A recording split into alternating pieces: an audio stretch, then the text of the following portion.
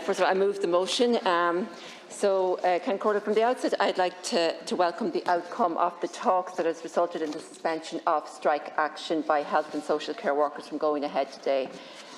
This news came as a relief to disabled people and their families, as if unresolved, it would have caused serious hardship to disabled people, family carers and the wider community, as these are workers who work in frontline services, including our disability services, children's services, care for older people, homelessness, addiction and so on.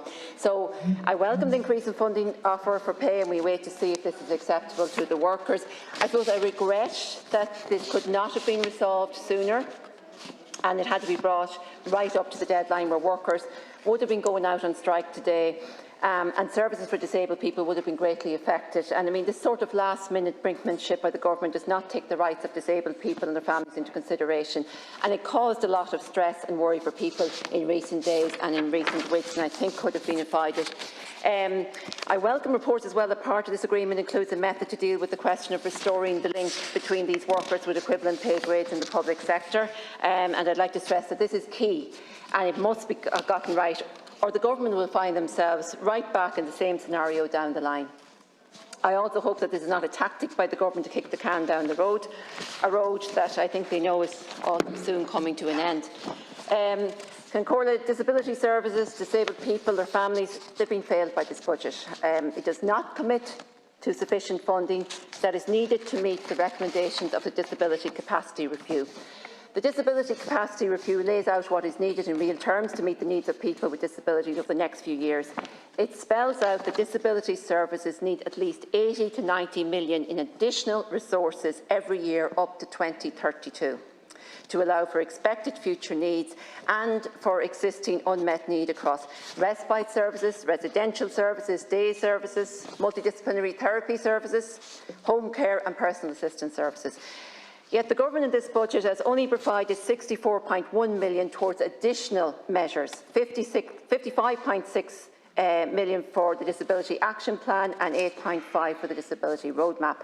Now, that's nowhere near sufficient and will lead to further deterioration of services. The Minister also announced that there would be capital funding of 23.7 million to provide for the upgrade and development of disability services. However, there are no specifics as to what this money is to be spent on. And regardless, it's nowhere near sufficient and will result in many people languishing in congregated settings or in nursing homes who should be transitioned to appropriate accommodation, either in a supported living unit or in their own home in the community. And it makes pronouncements by the government about moving away from a medical charity model of disability to a rights-based disability model sound very hollow indeed. I mean, the government cannot continue to starve disability services of the funding it requires to deliver the services disabled people and their families deserve and have a right to. In terms of delivering on the recommendations of the Disability Capacity Review, Sinn Féin in our alternative budget document committed to new measures totalling €155 million on top of what is needed to maintain existing levels of service, to progress decongregation and provide additional respite, and to deliver further day service places.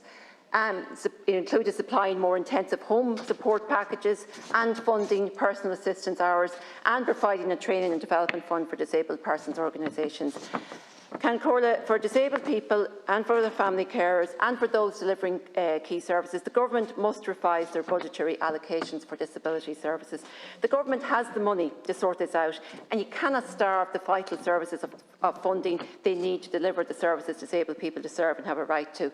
And the failure of this budget for disability services must be fixed. And I just want to say hello to all of the people in the gallery as well who are here for this evening's debate.